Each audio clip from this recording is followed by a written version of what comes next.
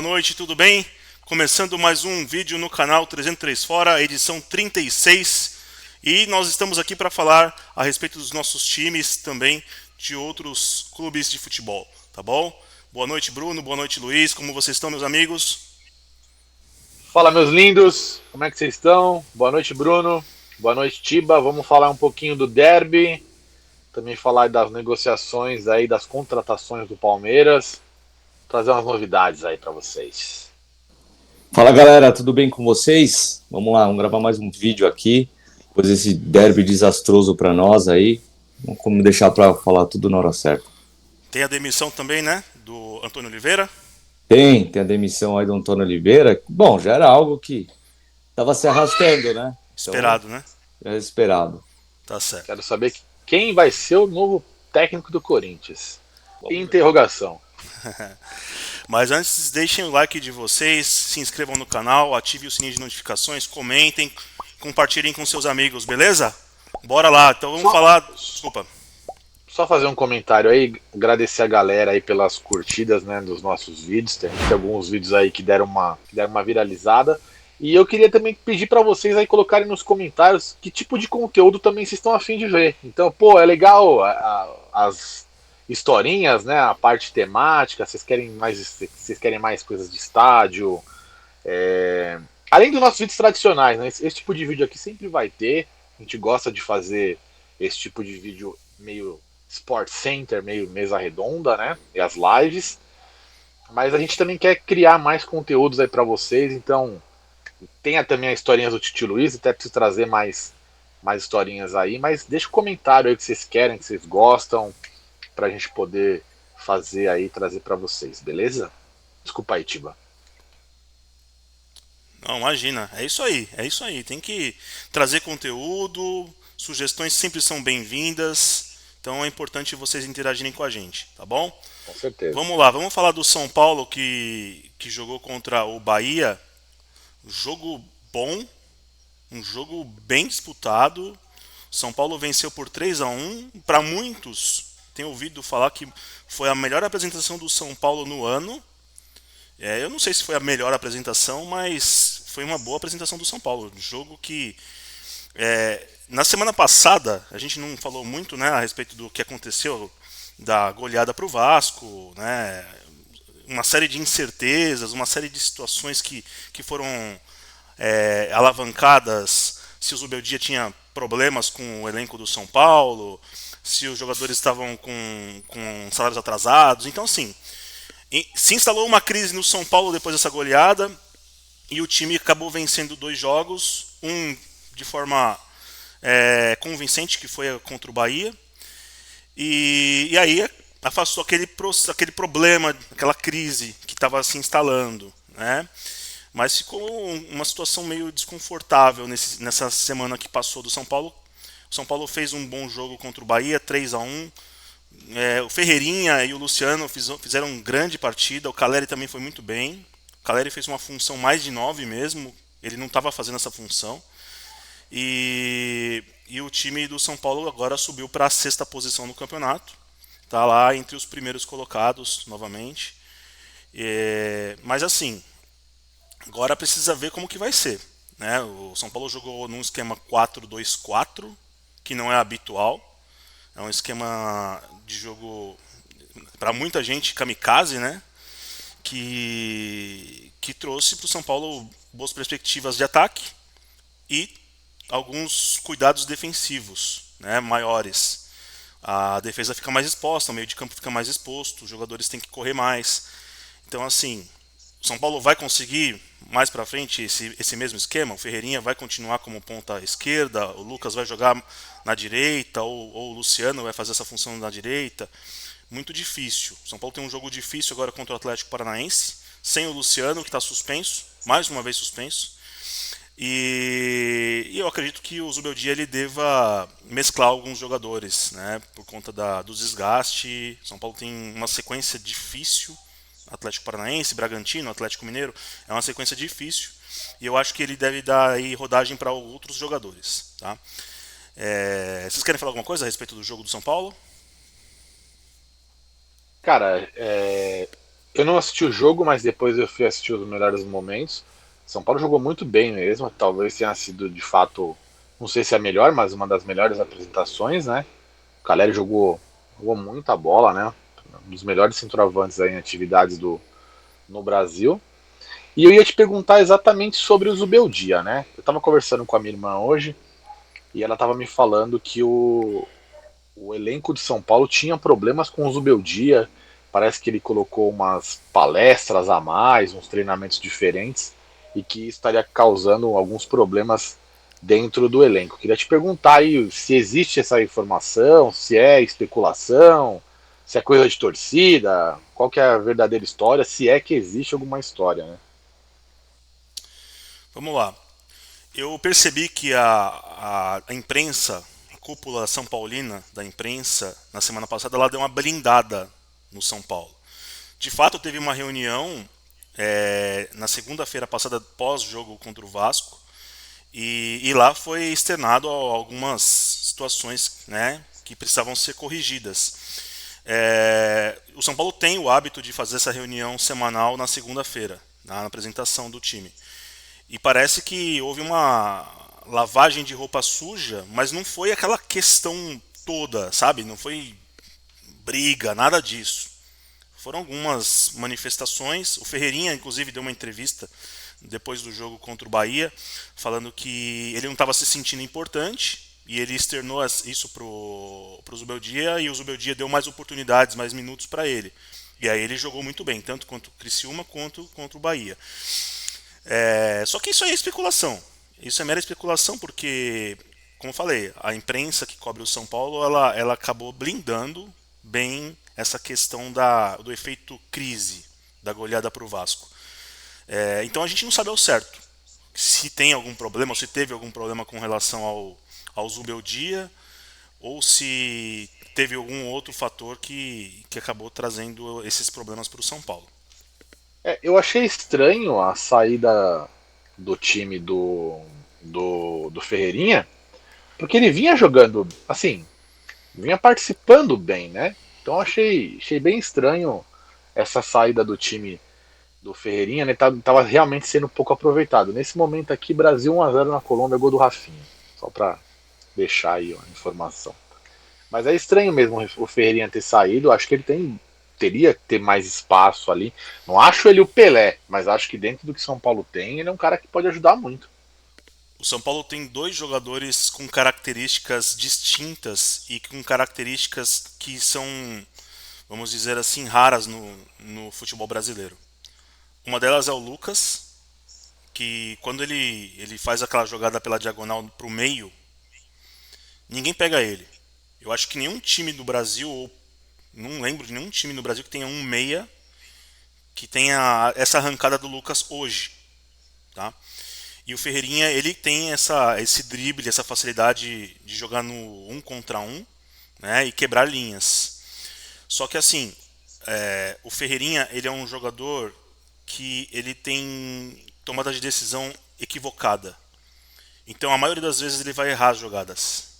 Então não sei se de repente isso também traz uma ponderação. E ele também não é um jogador que faz uma grande marcação. Ele foi muito bem no jogo contra o Bahia, ele fez um bom jogo coletivo. Ele foi muito bem no jogo sem a bola. Mas eu acho que a preferência do Zubeldia é pelo Rodrigo Nestor e pelo Michel Araújo, né? E esse aí, para mim, gera muitas dúvidas com relação ao jogo sem a bola, o jogo tático, entendeu? Por isso que eu acho que o Ferreirinha não tem tantos minutos com relação a isso. É jogador mais para segundo tempo, para quebrar linhas, para tentar uma jogada individual, uma jogada pela linha de fundo. É mais assim. Show de bola. Quer falar alguma coisa, Bruno? Vocês comentaram aí do desempenho do São Paulo, né, que foi muito bom, e isso daí concordo, mais do que isso, daí foi contra um bom adversário, né, não foi com qualquer um, né, o Bahia tá muito bem aí essa temporada, então acho que isso daí é bom frisar. E tipo, eu queria te perguntar sobre um jogador aí, o que você tá achando, se está te surpreendendo pelo que você esperava aí quando ele chegou, que é o Luiz Gustavo. O que você tem a falar dele? Ele te surpreendeu ou não? Ou surpreendeu negativamente também, né? Completando a pergunta O aí. Luiz Gustavo, ele tem alternado bons e maus jogos. Ele fez um jogo ruim contra o Vasco, ele já tinha feito um jogo ruim contra o Cuiabá, e ele foi muito bem na semana passada contra o Criciúma. O Luiz Gustavo é um veterano, ele é um jogador pesado, um jogador alto, né? Então ele não é um jogador que você espere dele uma intensidade muito grande, muito alta. Ele vai ter problemas com marcação. Se ele pegar um jogador mais rápido, mais veloz, ele vai ter problemas na marcação. Se ele não tiver um acompanhamento de jogadores como o Alisson, né, ou o Rodrigo Nestor, que faz dá essa força para eles no meio de campo, ele vai sofrer. Ele não é um jogador mais que consegue trazer essa força defensiva para o São Paulo. Ele é um jogador útil, eu acho que mais pela experiência dele mesmo, mas ele é um jogador que não me inspira confiança, não, sendo bem honesto. Ele é um jogador que vai oscilar, tá no final da carreira dele. Eu não espero tanto desempenho da parte do Luiz Gustavo. São Paulo faz bem em trazer o Thiago Mendes caso venha se concretizar essa contratação. Ô Tiba, só dois comentários aí em relação ao Luiz Gustavo. Cara, todos os jogos que eu acompanhei de São Paulo, eu juro por Deus, eu não sabia nem que o Luiz Gustavo estava em campo, para você ver como ele me parece um jogador fantasma. Aí meu cunhado que é São Paulino, Danilo, aliás, abraço Danilo Gosoli, sempre comenta aqui. Então assim, falando sobre o Luiz Gustavo, eu vejo as pessoas falando sobre o Luiz Gustavo e eu falo, cara, nem sabia que ele tinha jogado. Aí depois que eu fui olhar na escalação, eu falei, cara, ele jogou. Então assim, acho que é um jogador que eu não entendo, não deve ganhar pouco, né? Vem para o São Paulo aí e não tá fazendo diferença nenhuma, né? Me lembra muito o Ramires no Palmeiras, sabe? É que o Ramires fazia muita merda, né? Vou falar a palavra certa. Mas me lembra assim, muito o Ramires, tipo, ganhava muito, não jogava nada, enfim. É estranho mesmo essa contratação. Pelo menos no jogo contra o Vasco, você falou dele, cara, eu nem lembrava que ele tinha jogado. Pra você ter uma ideia da insignificância dele no campo, né? Infelizmente. O Luiz Gustavo, ele é um jogador mais, né, como marcador, né, ele é primeiro volante, ele faz lá a função ali pelo meio dos zagueiros, a saída de bola. Ele não participa muito do jogo. Ele não tem mobilidade para participar do jogo. Essa é a questão. Ele pode ser importante numa bola aérea, já fez alguns gols de cabeça, Sim. mas assim, eu concordo com vocês. A grande situação ele veio porque o Lucas pediu, indicou a contratação dele. Talvez essas É. foram umas das exigências do Lucas para permanecer, foi que o São Paulo se reforçasse. E o Luiz Gustavo foi um dos nomes que o Lucas pediu para que o São Paulo fizesse a contratação. Então tá explicado. Beleza? Mais alguma coisa vocês querem falar? Bora Cara, acho que falar. São Paulo é isso mesmo, né? Só isso, né? São Paulo vai jogar contra o Atlético Paranaense na Liga Arena, né? Lá em Curitiba. Jogo difícil, jogo muito complicado. Sempre é muito difícil jogar lá. E eu acho que o Zubeldia deve mesclar o time do São Paulo. Tá? Um empate vai estar de ótimo tamanho para o São Paulo. São Paulo conseguir um ponto lá, para mim eu vou estar satisfeito. É um jogo difícil mesmo. Acho que um empate pro São Paulo seria um bom resultado mesmo. Sim. Bora falar do derby? Bora. Quem quer começar? O Bruno não tem mais informação, tá brabo. Deixa ele começar, vai. Não, começar o Luiz aí, mandante do jogo aí. Quer que eu fale? Beleza. Cara, Palmeiras e Corinthians ontem, né? Pra mim, o maior clássico aí nacional. Desculpem quem discorda. O Bruno já falou sobre isso. Quando sai a tabela do campeonato, a primeira coisa que a gente faz é olhar quando é Palmeiras e Corinthians e Palmeiras. Pra mim, isso é muito legal. É um campeonato à parte, né? Não vale taça, mas é como se valesse, né? Ninguém quer ganhar, ninguém quer perder. Todo mundo quer, pelo menos, não perder, na verdade, né? Pelo menos um empate. Então, estádio cheio, né? Como era de se esperar. Torcida única, 41.175 pessoas. Então, tivemos um estádio bem cheio. A Mancha fez um belo trabalho ali, né? Na arquibancada, foi bem bonito.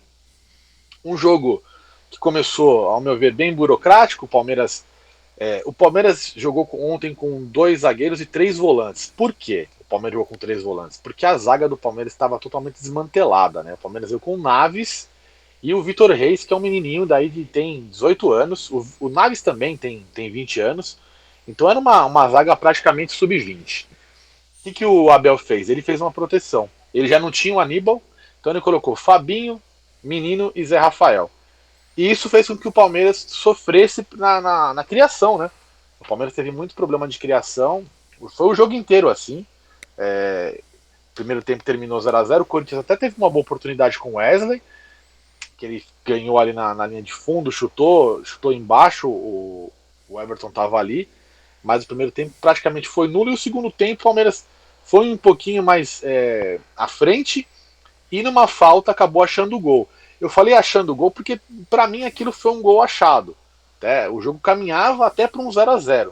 Quando o Palmeiras faz 1-0, aí sim o jogo abre, o Palmeiras faz o segundo, e se o Veiga não dá aquela trombada, eu vi muita gente falando, aquilo ali não é cartão vermelho, aquilo ali é para amarelo. Eu achei que foi um passou da conta, tá? Para mim foi o vermelho foi bem dado. Eu não acho que ele tenha que ser punido com 2, 3 jogos, mas eu acho que aquilo ali é um vermelho, né? Como eu acho também, já tinha falado, que o lance do Carlos Miguel contra o Caleri também era para vermelho. É um lance mais agressivo, né? Mas o do Veiga foi ainda mais agressivo porque foi nas costas, né? O jogador não tá esperando ali.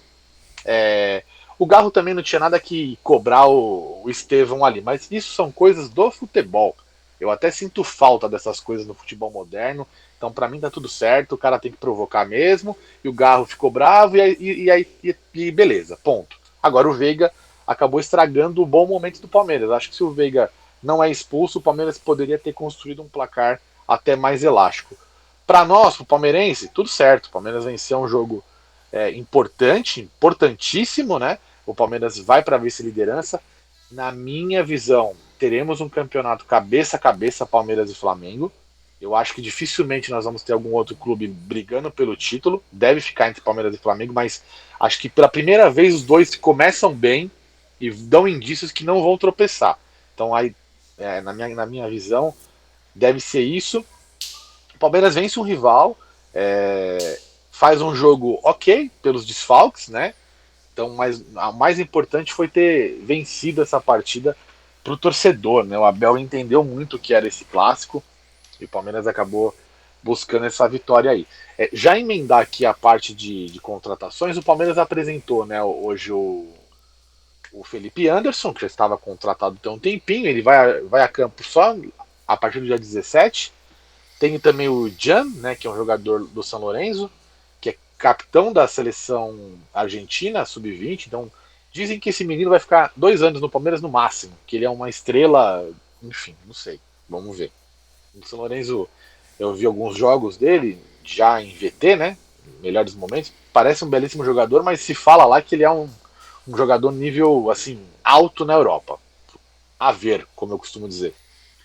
E o Palmeiras apresentou também o Maurício, né? Que eu até fiz um videozinho brincando. Maurício, não é nada com você não, é só pra conseguir uns views aí. O Maurício é um belo jogador. E ele foi bem pra caramba contra o Corinthians aqui, inclusive, né? Acho que o grande destaque dele foi nesse jogo. Então o Palmeiras apresentou esses 3 jogadores. E agora à noite, a notícia da Marcela da ESPN. Então vou dar aí a notícia. De que 99% de que o Gabigol está contratado. E na sequência, o pessoal do Band Esporte já bancando que ele assinou um pré-contrato para começar no ano que vem, né, em 2025. E que o Palmeiras negocia com o Flamengo essa antecipação, né? Para que ele possa fazer um segundo semestre no Palmeiras. Porque o Gabigol não vai mais jogar. Isso ficou muito claro, né? Existiu até uma ideia de que o Palmeiras poderia trocar o Dudu pelo Gabigol. O Dudu falou que não sai do Palmeiras agora, depois da palhaçada que ele fez, né? Mas enfim, eu acho que se de fato for oficial que ele assinou um pré-contrato, eu acho que pode ser que o Palmeiras consiga alguma coisa com o Flamengo, porque não vai fazer sentido o Flamengo gastar. Ele ganha 1.600.000. Faz a conta aí, tem mais o que? 6 meses no ano? Então é um dinheiro alto para o Flamengo, desnecessário você gastar com um jogador que não vai jogar. Então talvez ali $1 milhão aí eu acho que o Flamengo aceita e tá tudo certo. O Gabigol é um belíssimo jogador, o Palmeiras não tem um jogador nessa posição. Então, se de fato ele vir, ele deve vir para ser titular. É um cara que eu gosto, mas é um cara que não tem identificação com a torcida do Palmeiras. Ele vai passar por um período quase turbulento. É óbvio que se ele entrar e fizer gol todo jogo, acabou. O pessoal vai comprar camisa e acabou a história por aí. O Abel tem o abacaxi nas mãos, eu acho que o Gabigol é um cara problemático, mas pro Gabigol talvez seja a último grande contrato num time grande. É do Palmeiras para times médios, eu diria, né? Desculpa, mas o Santos é um time médio, Grêmio, etc. Então, se ele quiser ir para a Copa do Mundo, a chance dele é agora. Então, acho que da minha parte é isso daí. Vou passar pro Brunão aí falar sobre o Corinthians e depois tenho perguntas para ele também. Aliás, se tiver alguma pergunta de referente ao Palmeiras, fica à vontade, Tiba e Bruno. Eu tenho uma pergunta para fazer para você. Você que tem acompanhado os jogos do Palmeiras no Allianz Parque, queria saber qual que foi o frisson com relação ao Dudu, se houve uma manifestação mais positiva ou negativa, ou foi meio a meio. Você, como palmeirense, você externou a sua indignação com relação à forma como ele conduziu a situação de saída do Palmeiras e depois a permanência dele. Queria saber de você se você mudou alguma coisa ou se você continua com a mesma opinião a respeito dele. Até aproveitando, você acha que ele não. Não, até aproveitando. Não, você já responde, mas aproveitando o gancho do Dudu, eu esperava que ele fosse entrar ontem. Até pelos jogadores que o Abel tinha no banco. Te surpreendeu ele não entrar? Você acha que tem relação com tudo isso que ocorreu? Tá, vamos lá. A minha opinião sobre o Dudu. O Dudu estragou a carreira dele no Palmeiras. Tá? Vai ser muito difícil ele conseguir recuperar aquela imagem. E isso daí é consenso. Eu diria que não consenso, mas eu diria que é a opinião de 70% dos palmeirenses que eu conheço. Né? Quando ele jogou, eu não vou lembrar contra qual adversário foi. Foi contra o Juventude? Acho que foi contra o Juventude. A torcida gritou o nome dele, mas assim, não foi um ovacionado. Ontem, sem euforia, né? Sem euforia. Gritaram o nome dele, ele entrou. Achei ele até bem acima do peso, tá bem travado, o que é normal. Um jogador que acabou de voltar de contusão. Isso é uma coisa que deixou todo mundo indignado, porque você acaba de voltar de contusão, você quer cobrar um salário maior. É como se você ficasse afastado da sua empresa, sei lá, 6 meses, você chegar pro seu chefe, acabou de sair da caixa, né? Que o pessoal fala assim em São Paulo.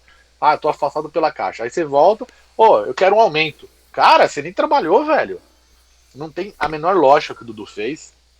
Eu fiquei bem chateado com ele. A primeira impressão, o primeiro contato, né, com a notícia, eu fiquei meio indiferente, mas na sequência eu fiquei putaço da vida.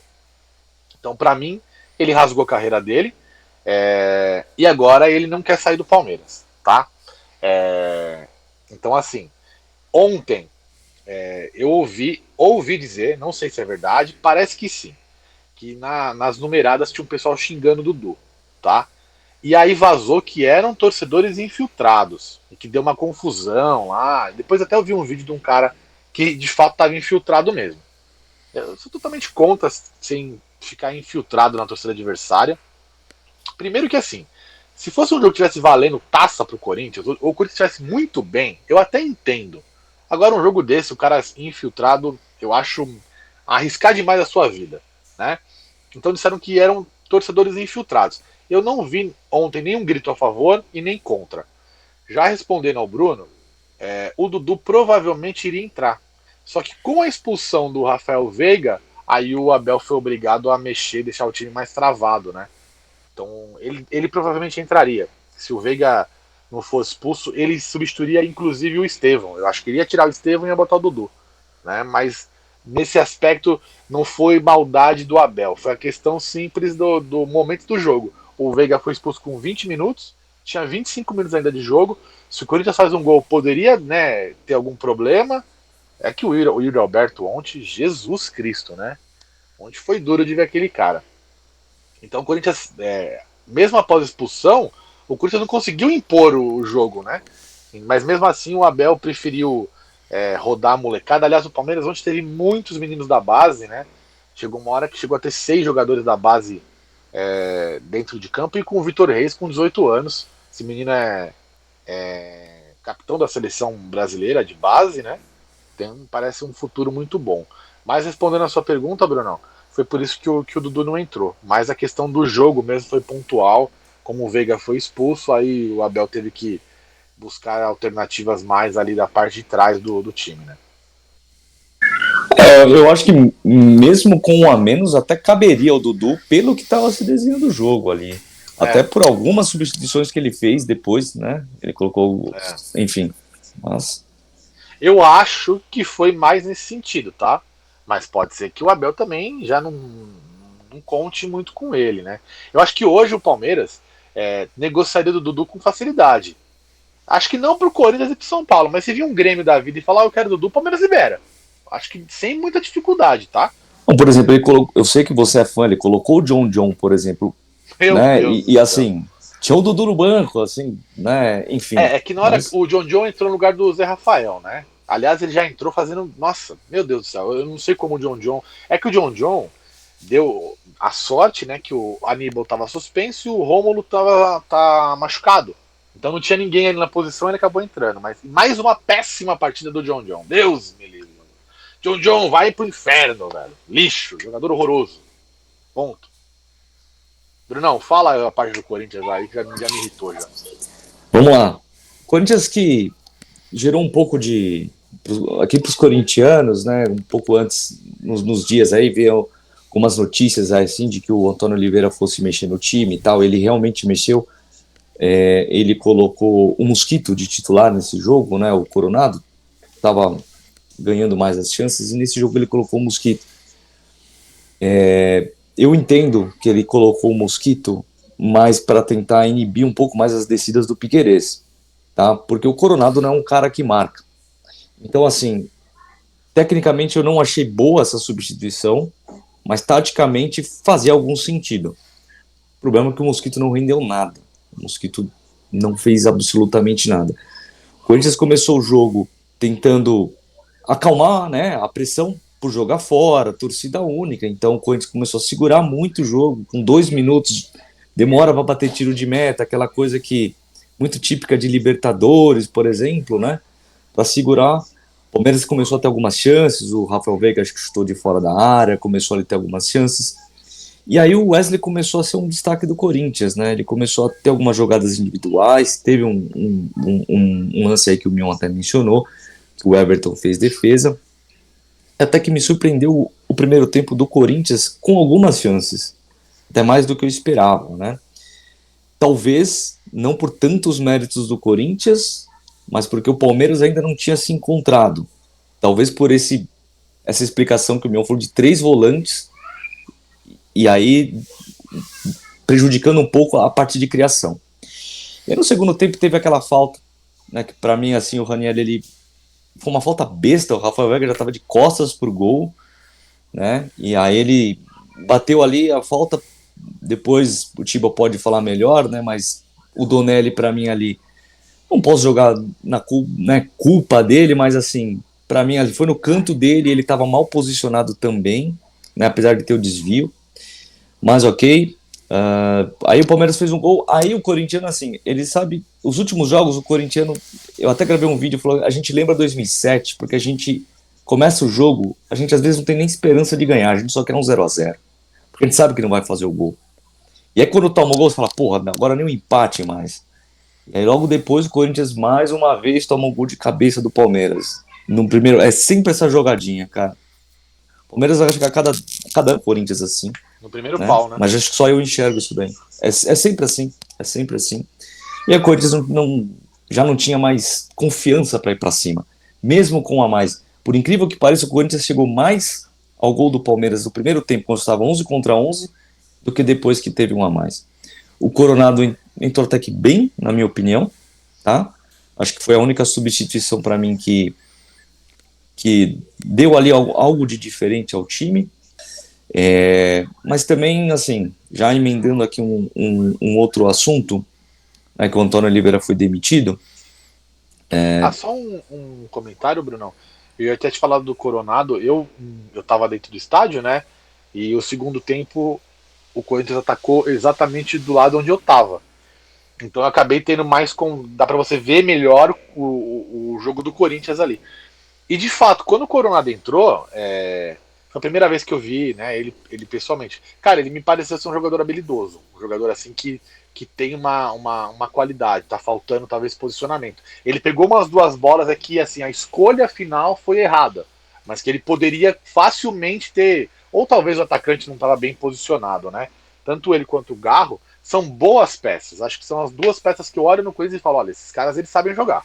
Né? O que está faltando talvez seja encaixar os dois ali. Mas a hora que se falou mesmo, a hora que o Coronado entrou, o Corinthians melhorou, mas ao mesmo tempo estagnou porque parece que o ataque não estava funcionando. Né? E aí, a hora que o Wesley saiu, aí acabou, aí morreu. O Coronado, ele tem essa parte técnica assim, mais apurada, só que para mim ele ainda é engolido pelo ritmo do futebol brasileiro. Sim. Então, assim, é isso que ele precisa se adaptar, ainda mais num derby. Então é muito pegado, enfim. Como eu disse, ele escolheu entrar com o Mosquito, talvez para inibir as descidas do Piquerez, e não sei se o Coronado ia fazer isso, tá? O Wesley, a substituição do Wesley ali acabou, porque para mim, como eu disse, ele estava como um dos melhores do Corinthians, né? Depois o Antônio Oliveira questionado, ele deu a entender que o Wesley já estava cansado, quase que pedindo para sair. Então, a única coisa que acho que justificaria, né? Então, outro bom destaque do Corinthians para mim, um dos poucos, é o Breno Bidon, que eu acho que é um ótimo jogador. E ontem, mais uma vez, fez uma boa partida. Apesar de estar jogando deslocado da posição original dele. Antônio Oliveira caiu hoje, tá? Para mim, ele tem parcela de culpa sim nisso daí, mas é que nem eu ouvi muitas críticas, né? Quando ele, por exemplo, mais uma vez ontem, substituição, ele põe Pedro Raul. Substituição, ele põe Mateuzinho. Aí a gente xinga, a gente critica, mas depois você para e pensa e fala, vamos olhar para o banco. Quem eu tenho para tentar fazer alguma coisa de diferente? Dentro do que ele tinha, ele tentou. É que deram um Pedro Raul para ele. É que deram um Mateuzinho. O Pedro Raul foi indicação dele, Bruno? Eu não lembro. Ele veio Não. Antes do... Já tava lá, né? Já tava lá, já tava engatilhado, se não me engano, quando ele... Já tava lá. Aí você é obrigado a trabalhar com ele, né? Bom, muito bom. Chegou até, então, assim... Desculpa cortar vocês, chegou até a cogitar que o Pedro Raul saísse porque não tinha oportunidades com ele, né? Sim, parece que teve uma sondagem do Grêmio, mas não avançou. Verdade. Tá? E, enfim, então, pro Corinthians esse derby foi horrível pra gente, a gente sofreu demais ali, né? Mais uma derrota. Era óbvio que o Antônio Oliveira já estava balançando a rodadas. Ele se safou no empate no último minuto contra o Atlético Paranaense, se safou com o empate contra o Curitiba, mas ontem todo mundo sabia que era uma derrota, ele não ia aguentar como não aguentou. Então hoje ele não é mais técnico do Corinthians, e aí começa a surgir algumas especulações aí de técnicos aí, mas depois eu já posso mandar aí? Acho que tem mais alguma coisa para falar do jogo em si? Não, vocês têm alguma pergunta aí do jogo aí? Não, acho que era isso mesmo, até o comentário em relação ao Garro e o Coronado, né? Acho que da minha parte é isso. Eu tenho uma pergunta. Como é que tava o corintiano antes do jogo? Já era uma expectativa de tipo, esse é o último jogo do Antônio Oliveira? O corintiano ele tinha uma expectativa de buscar um resultado positivo? Porque assim, me parece que a demissão do Antônio Oliveira não tem muito a ver com o jogo do Palmeiras. Me parece que é muito mais pela questão de ter empatado com o Cuiabá e etc. Eu queria entender assim, o Corinthians ele tinha uma esperança de buscar pontos no Allianz ou já estava assim, ó, esse jogo é um jogo que a gente vai, entre aspas, perder e o cara vai cair. Deixaram ele só para ele cair ali. Tinha uma pequena esperança, sim, muito mais de um empate, né, do que de uma vitória pela circunstância. Mas assim, ele caiu pro Palmeiras porque ele chegou até o Palmeiras. Se o Corinthians perdesse na Liga Arena, ele já teria caído ali. Né? Se perdesse pro Cuiabá, era contra o Cuiabá. Como se o Corinthians não tivesse perdido o derby, ele ia segurar até o próximo jogo contra o Vitória.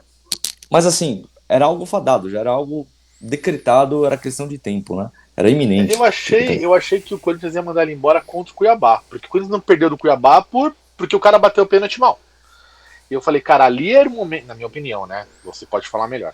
Mas eu falei, cara, ali era o momento de você mandar, porque depois você vai ter um clássico, então você pode, sei lá, trabalhar uma motivação diferente, e o Corinthians esperou. Eu achei estranho isso. Porque eu falei, cara, ele não vai conseguir ganhar 2, 3 jogos seguidos. Não vai. Olha, o que dizem nos bastidores ele ia ser demitido até mesmo antes do jogo contra o Atlético Paranaense. Mas como eles tinham demitido o Danilo do Sub-20, o Corinthians não ia ter técnico para colocar, ia ter que colocar um cara do Sub-17. Meu Deus. Então, assim, olha o planejamento. Mandou o Danilo, aí depois foram pensar em quem colocar. Então falaram, vamos segurar até a gente ter um cara na manga e manda ele embora. Só que aí uma derrota no derby ficou insustentável. Sim. Então assim, demitiram mesmo não tendo acertado com ninguém. Porque foi uma derrota no derby. Perfeito. Tiba? Só queria falar a respeito do goleiro, do Matheus Donelli. Eu acho que ele não falhou, porque a bola acho que resvalou no Fabinho, não foi? E aí mata, porque assim, o goleiro, geralmente ele tá esperando que o canhoto, naquela posição, ele bata por cima da barreira. Então é normal que ele se posicione mais pro centro, tentando fazer a defesa se a bola vier por cima da barreira.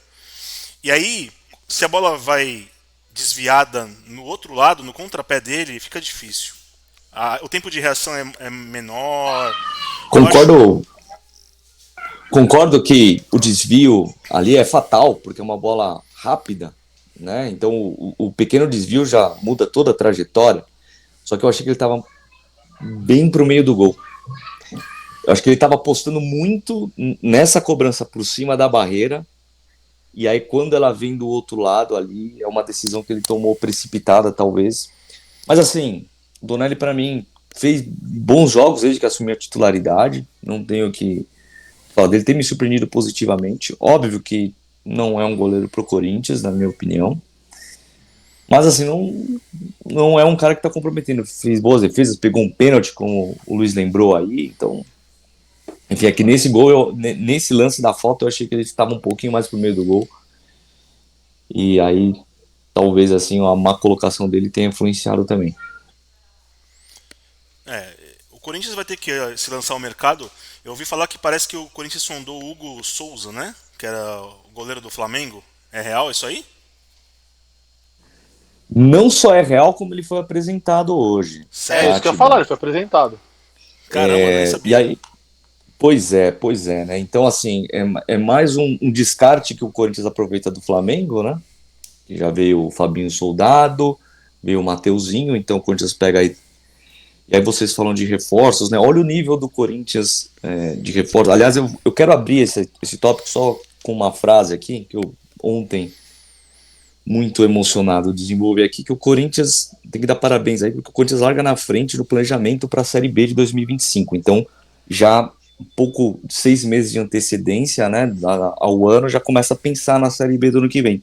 Então ele traz um quarto, quinto goleiro do Flamengo, né, tá de olho num volante que era do Inter, que joga no dificílimo campeonato dinamarquês, talvez vai trazer um lateral esquerdo colombiano, que estava sem clube depois de não renovar com o glorioso Braga de Portugal. E tem negociações com o Alex Santana, que é um reserva do Atlético Paranaense. Olha os reforços do Corinthians. Isso vai mudar alguma coisa? Não vai mudar porra nenhuma. Ô Bruno, eu tava falando para alguns amigos corintianos. O Corinthians precisa ser muito assertivo nessa janela de contratações. Aproveitar que a folha salarial deu uma diminuída com a saída do Paulinho. Possivelmente vai perder o menino Wesley, né? Não sei se tem alguma negociação avançada, mas eu acredito que ele possa sair nessa janela. Vai ser uma perda significativa para vocês no ataque. Mas eu acho que o Corinthians ele precisa acertar contratações do nível do Ranieri. Jogadores operários, com vontade, competitivos, nem tanto a qualidade técnica. Porque os jogadores que vocês investiram pesado, que foi o Pedro Raul e o Coronado, não são jogadores que vão trazer para o Corinthians a capacidade de poder evoluir, na minha opinião. Mas o Corinthians precisa, nesse momento, se mostrar mais competitivo do que propriamente brilhante. O Corinthians não precisa ser brilhante, o Corinthians precisa de competitividade. O Augusto Melo ele erra muito no tom da forma como ele conduziu no começo do ano. Isso ele está trazendo para ele. Essa cobrança ela é sentida por conta desses discursos que ele fez. E essas contratações pesaram muito, na minha opinião. Jogadores que não vão acrescentar ao Corinthians um patamar para poder competir, para poder ganhar campeonatos. Então, assim, agora o Corinthians precisa enxergar que o campeonato dele é a parte de baixo da tabela. Eu abdicaria das Copas, jogaria toda a minha força, me concentraria em poder manter o time na elite do futebol brasileiro. E para isso o Corinthians precisa se reforçar com jogadores operários, que venham para poder competir. O fator casa é importante. O Corinthians, estava vendo aqui os jogos do Corinthians. O Corinthians tem jogos acessíveis dentro de casa em que ele precisa vencer. Ele precisa vencer. Tá? Timar, vamos lá. Você ficou falando de acerto de contratações do Corinthians, né? Nesse ano, você mencionou o Ranieri, que talvez seja uma das poucas. Cara, a média de acerto do Corinthians, vamos colocar, das últimas contratações, gira em torno de 20%, 15%, 20%, cara. É muito ruim.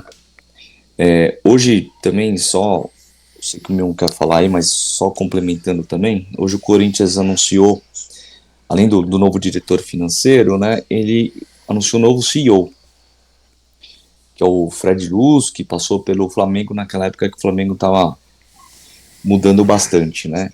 Vamos ver se isso pode trazer alguma coisa, sabe, Tiba? Mas eu não vejo o Corinthians com poder. Primeiro, o Corinthians não tem poder para ir atrás de reforços tão assertivos. E segundo, que os jogadores, se tiver uma outra equipe, você acha que ele vai escolher o Corinthians hoje? Você tá bem. O Corinthians faz uma proposta. Cara, você vai analisar, você vai falar, pô, será que eu vou receber em dia? Torcida organizada vai ali, vai invadir ali, vai dar um tapa na minha cabeça, não sei. Você entendeu? É tudo isso que passa, investigação de polícia, enfim. Tem muita coisa que hoje o Corinthians, infelizmente, não atrai muito jogadores que têm mais potencial de fazer uma mudança de jogo nisso daí. Diga lá, Luiz. Duas coisas. A questão de luta pelo rebaixamento. São três coisas, na verdade, né? Eu falava no começo do ano, nos vídeos que a gente fez, quem tiver curiosidade pode assistir os antigos, e eu falei isso, se o Corinthians começar mal, ele vai brigar para não cair. No começo do Campeonato Brasileiro eu falei isso. Mas, se você olhar a tabela, o Corinthians não está muito longe da saída da zona de rebaixamento. O que eu quero dizer? O Corinthians tem uma vitória quinta-feira na Arena. Torcedor corintiano, é hora de vocês lotarem, como vocês costumam fazer, e apoiar. Não tem o que fazer agora. Não é um jogo para criticar. E o Corinthians vencendo o Vitória, e se eu fosse apostar, apostaria na vitória do Corinthians, o Corinthians provavelmente já sai da zona de rebaixamento. Então, assim, ainda não é terra arrasada, né? Lógico, um eventual tropeço com o Vitória, aí sim pode complicar, porque depois você pega o Cruzeiro fora, é mais difícil você ganhar. E se passar o primeiro turno, aí sim eu acho que a coisa pode degringolar de vez, né? Então, assim, acho que o Corinthians está no limite, né? No limite ali de planejamento, se é que a gente pode falar, para evitar maiores problemas com um possível rebaixamento. Eu ainda não acredito que o Corinthians caia. Tá? Se eu tivesse que apostar, apostaria mais no Fluminense caindo do que no Corinthians. Mas a gente sabe como é time grande na zona de rebaixamento. Só uma notícia, o Corinthians fechou com a Liga Forte, né? Os direitos de televisão. E eu fui dar uma investigada nisso. O outro bloco, né? O bloco que está na Libra, ele já fechou com a Globo. Tá? Então, provavelmente você, torcedor corintiano, vai assistir o Corinthians a partir de 2025 na Cazé TV. Pelo que eu tenho entendido, Bruno pode também falar aí, mas pelo que eu entendi, a negociação deve girar em torno da Cazé TV, tá? Bruno, quiser falar e comentar. É isso aí, depois de uma longa jornada aí, o presidente Augusto Melo acabou fechando esse negócio, né? Hoje, se não me engano, nessa liga de destaques, tem o Internacional, o Cruzeiro, o Vasco e o Fluminense, talvez. Acho que Né? o Botafogo. Então, O o Fluminense tá na Botafogo. Libra. O Botafogo. Acho que é isso. Enfim, então só acho que são esses os times, né? Claro que o Corinthians aí é o grande, é o carro-chefe desse pacote, né? Da liga. Então, provavelmente vai ser Cazé TV mesmo, né? É o stream mais forte aí que deve negociar. Então não vai fechar, a princípio não vai aparecer na Globo ano que vem o Corinthians. Não só no ano que vem, né? Até 2029. Exatamente. É um contrato longo, né? Se bem que hoje o YouTube também tá em todas as casas, né? Não muda muito. Muda mais para aquele torcedor mais humilde, né? A gente sabe que tem uma boa parcela aí que ainda assiste o jogo na TV aberta. Isso é normal, todos os times passam por isso. Mas eu estranhei o Corinthians fora do grupo da Globo, né? O Corinthians tem uma parceria muito longa com a Globo. E eu estranhei isso. Mas, para fechar o que eu falei sobre rebaixamento, não acredito que o Corinthians caia. Vou passar a acreditar se o Corinthians perder do Vitória. Aí eu falar, agora tá complicado. Agora o bicho vai pegar. Acho que a Gaviões deve fazer uma grande pressão nesse jogo, né? Acho que uma eventual derrota, como diria um amigo meu, teremos cenas lamentáveis na arena, né? Eu acho que uma derrota pro Vitória vai ser uma catástrofe. E o Vitória não vem jogando mal. Ontem mesmo, após o derby aí, algumas viaturas foram ao Parque São Jorge, ali apenas para efeito de prevenção, né? Mas não teve relatos de que nada aconteceu. Com certeza, o Corinthians, a torcida vai para o estádio na quinta-feira, vai apoiar. Falando um pouco da demissão do Antônio também, ele já não tinha como passar uma motivação, confiança para o grupo, tá? Eu acho que ele já não conseguia extrair. Engraçado, muito semelhante ao cenário que ele chegou, que o Mano já não conseguia extrair mais nada, e enfim. Então eu acredito que nas próximas 5 rodadas talvez o Corinthians consiga alguma coisa assim, não porque vai entrar o técnico XYZ, mas porque vai mudar, vem novos áreas, se empolga, mas para mim se não vier jogadores assim, como o Tiba disse aí, com vontade mesmo de fazer uma mudança, daqui 5 rodadas, volta a esse estágio que nós estamos falando, entendeu? E Brunão, assim como o Vitória é um jogo chave, contra o Cuiabá também era, né? Então. Sim. E a pergunta aí que acho que todo corintiano tá fazendo, quer ouvir de você, quem é o novo ou o futuro treinador do Corinthians aí? Até pra gente fechar aí o nosso vídeo, né, Bruno, né, Tiba? Quem é o Rapidamente, futuro treinador? o plano A do Augusto Melo, por incrível que pareça, é o glorioso Fábio Carille, que hoje está no Santos, tá? Das últimas notícias aí, parece que ele deu não, o Carille, né? Mas eu ouvi também notícias agora, Bruno, e até te falar isso no off, que ele tá meio brigado no Santos. Então, Sim. alguma coisa tá balançando o cara. E é o Corinthians, óbvio, né? É que o que pega no Carille é o seguinte: ok, é uma escolha que eu li, é uma escolha segura? Sim, é uma escolha segura. É um cara que conhece o clube conhece o cara, tem um sistema defensivo muito forte, o Corinthians, em tese, vai trabalhar para não tomar gols. É um caminho seguro. Só que assim, a gente sabe que isso dura 6 meses, né? Segundo ponto, e é um ponto muito importante, porque o Corinthians não vem bem financeiramente. O Carille, ele não saiu meio pelas portas da frente do clube do japonês.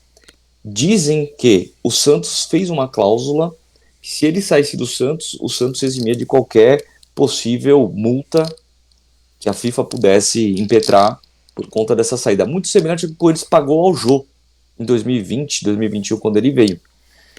Então, isso daí é algo que o Corinthians também tem que ficar esperto, porque vai com toda a sede ao pote e depois pode travar numa situação dessa.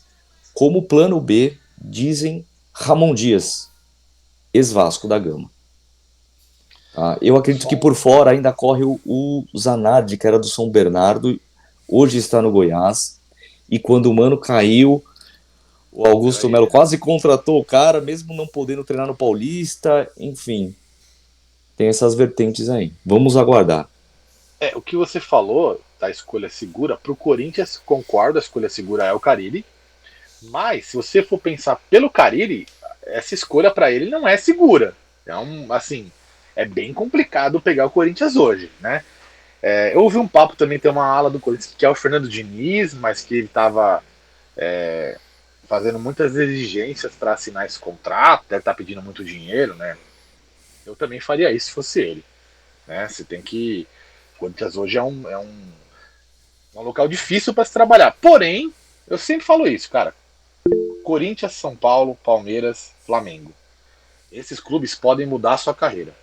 Então acho assim, se eu fosse o Diniz, eu aceitava o desafio, cara. Eu não acho que seria uma boa pro Fernando Diniz. É que é uma loucura, né? Luiz, você imagina... O Fernando Diniz, você ia desmaiar na arena. Não. Eu viver no hospital. Mas assim, me diz uma coisa. O Diniz no Corinthians, com esse elenco aí, ele vai fazer quem tocar a bola? O Kaká tocar pro Mateuzinho? Saída de bola? Cara, mas ele é um cara que gosta de trabalhar com moleque, né? De repente, ele consegue trazer uns moleques da base. Não sei, cara. O Ramon Dias não me parece uma loucura, não, tá? Não acho ruim, não. Do que tem aí. Ele tava bem no Vasco. O Vasco que deu uma loucura lá e resolveu mandar ele embora. O Vasco no final do ano passado jogava bem. Eu assisti vários jogos do Vasco. E dizem que o Vasco foi até atrás dele de novo, né? Há pouco tempo atrás. Eu não acho o Ramon Dias uma ideia ruim, não, tá? Esse Zanardi do Goiás eu acho péssima. Agora o Ramon Dias eu acho uma escolha até que razoável. Vamos ver, né? O que vem aí. O Mano acabou de assinar com o Fluminense, né? Dizem, e o Cuca? Será que é a hora? Não sei, cara. Enfim. Cara, eu acho que se o Augusto Melo for muito maluco mesmo, né? Ele traz o Cuca para o pessoal falar dele e tudo mais. Mas, ele tem que trazer o Cuca e desativar o Twitter, né? Porque as meninas do time as brabas vão surtar. Então ele tem que desativar o Twitter na hora. Não, eu até acho que o índice de rejeição do Cuca reduziu no geral, mas pra galera corintiana não, tá? Porque o cara foi né, trucidado. E a gente conhece o Cuca, né? Ele é um cara que não para em lugar nenhum. Então... Não, comprometimento zero. Zero. Comprometimento zero. Que nem o caráter do Gabigol. Ele nem aceita, Exatamente. Né? Ele nem aceitaria. Acho que o Cuca não Eu também acho que não. Eu também acho que não. Não sei, cara. Eu acho que não. Na situação atual, acho que não aceitaria, não. O ano passado era bem diferente a situação, né? Legal. Vamos dar os palpites, então, dos jogos no meio de semana? Vamos falar do Corinthians e Vitória em casa. O Corinthians joga em casa contra o Vitória na Neoquímica Arena. Eu vou apostar no Corinthians e vou apostar dinheiro nesse jogo aí. Ou vou ficar muito brabo, ou eu vou ganhar dinheiro e ver o Corinthians levantar. Pra mim, Corinthians 2-0 no Vitória. Corinthians 3-1 no Vitória. Corinthians 1, Vitória 4. Meu Deus do céu. Ele voltou. Ele voltou. Ele quer mesmo. É isso. Tá é isso que eu falo. Agora vai. Ó, o Palmeiras tem um jogo duro, hein? É o Grêmio fora de casa? Deve ser em Caxias o jogo. Grêmio e Palmeiras. Palmeiras 2, Grêmio 1. 1-1. Eu vou de 1-1 também. Acho que é um jogo difícil pro Palmeiras. E Atlético Paranaense e São Paulo. Tricolor do Morumbi vai ganhar de 1-0 o Atlético Paranaense. Tá confiante. 1-0 pros mandantes. Eu acho que vai ser 1-1 esse jogo. 1-1 tá bom. Bom empate pro São Paulo. Ou seja, nós vamos acertar o resultado, né? Porque cada um falou um, alguém vai acertar. Alguém vai acertar alguma coisa. Vamos ver. Beleza, meus amigos. Muito obrigado aí pela atenção de vocês. Ótima semana para todos. Deixe o like de vocês, se inscrevam no canal, ative o sininho de notificações, compartilhem, comentem e tamo junto. Até semana que vem, se Deus quiser. Abraço. Abraço. Valeu, galera. Um abraço. Vai, Corinthians. Tchau, tchau. Avante palestra, chama.